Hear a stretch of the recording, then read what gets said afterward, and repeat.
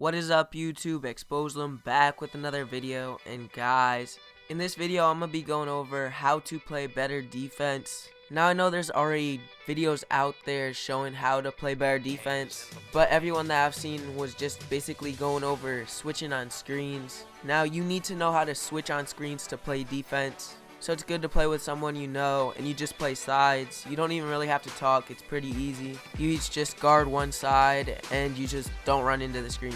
But guys, I'm going to be giving you tips on how to play on ball defense. So let's get right into it. First off, you're going to want to put your defensive assist strength anywhere from 0 to around 30.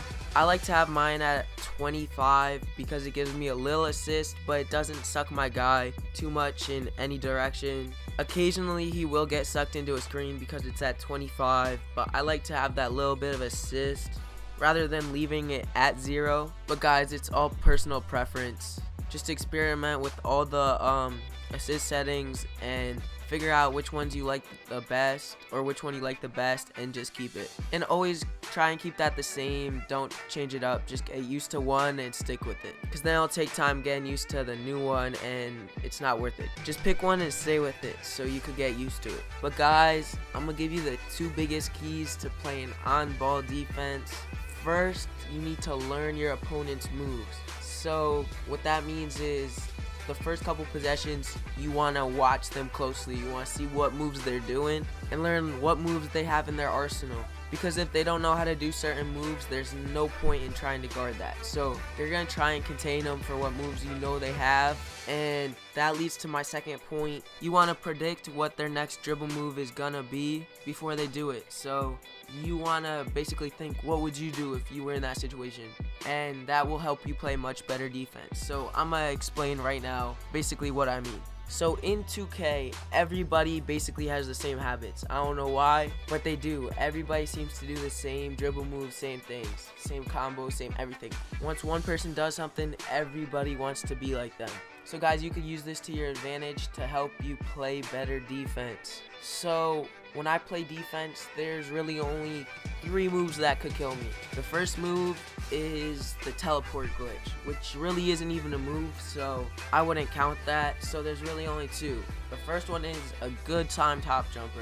So say they're running and they like time it and just snatch it back good. That will sometimes create enough space for them to get a jumper off on me, and that's a good move. Sometimes I don't see it coming and they just catch me with it, you know?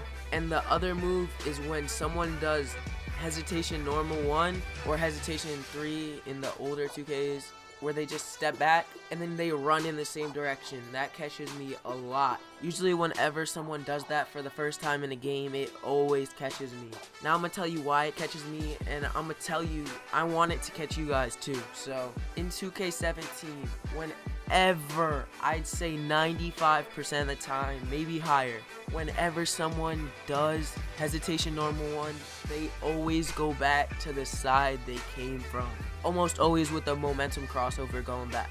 If you guys just watch the people you're playing in park, I guarantee almost every single time when they do a hesitation normal 1, they're coming back. There's no point in continuing to run that way, guys. As soon as you see them hop back, you're gonna want to retreat a little bit and go back to the side they just came from. So I'm gonna show you basically what I mean. As you see here, I started from the right side of the court. I'm running to the left side. I did the hesitation normal 1, and when I'm going back, you guys want to be guarded on the right side of them. So you basically just want to beat them to the spot, but you still want to be in front of them. You don't want to be on the side of them. So beat them to that side basically is what I'm saying. Now the one thing that could beat this is if they were to do behind the back after this. Now this is where how I said learn your opponent's moves in the beginning will come in handy. So before you start every game, just assume they don't know how to do that momentum into the behind the back, because there's no point in guarding a move that they can't do. So just guard the hesitation into the momentum crossover in the beginning.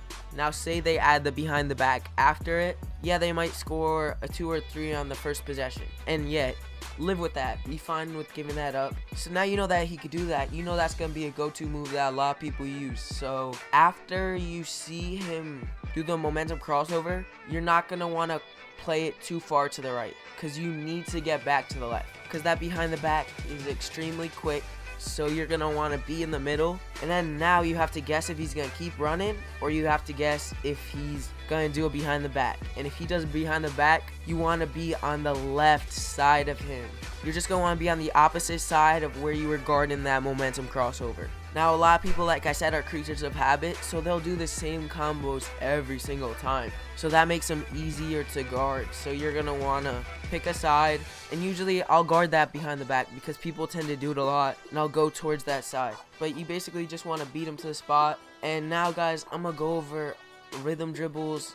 Rhythm dribbles are so easy to guard. There's two ways you could guard them. As you guys can see, I have the ball in my right hand doing Elite 1. So just like with the momentum crossover, you're gonna want to guard that side a little bit heavier, like lean that way a little bit more, because if I go to my speed boosted hand, obviously it's gonna be much quicker than me going across my body. So you want to be able to beat them to the spot. But as soon as you see the ball going across their body, as you see with Elite 1 how you could flick it up and then the ball will go across, as soon as you see it going across, you have to go that way and lean that way. You gotta be ready for the ball to switch hands and all that. Same with rhythm dribble normal 5. That's a slower rhythm dribble, so that's a pretty easy rhythm dribble to guard. But there's also another way you could play it. You could just play back a little bit and you could react on first movement and then try to cut them off. So say you just let them dribble, do their combos, and as soon as you see them go in one direction, you have to be quick with the reaction time and try and cut them off. But that's the two ways you could guard a rhythm dribble, and that's a good way to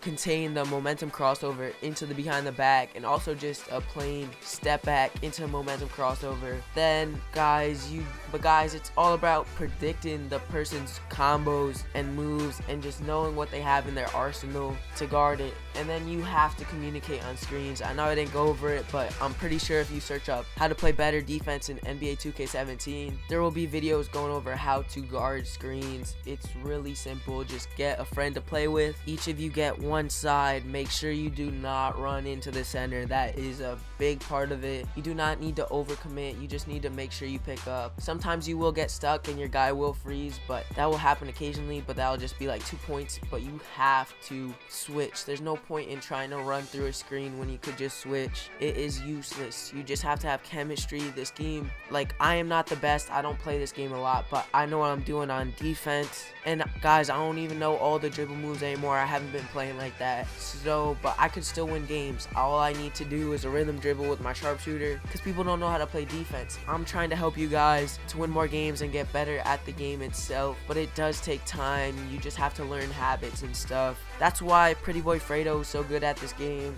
Fredo doesn't know how to do all these dribble moves. He literally just knows how to do a momentum crossover and a double behind the back. That's literally all he ever does, and then uses his screen. But that's all he needs to do to win, because he knows how to play defense. They play 2-1 and stuff, so they know how to switch on screens and they know what they're doing. So they have the IQ. So if you guys have an IQ, you'll be straight at this game. So just keep grinding. It helps to know some dribble moves, but you don't need to be in my court 24/7 in order to win games. You just need to hit your open shots and play good defense, communicate, and that's all it takes to win in this game. But I hope this video helps you guys play better defense, and thanks for watching. Peace, YouTube.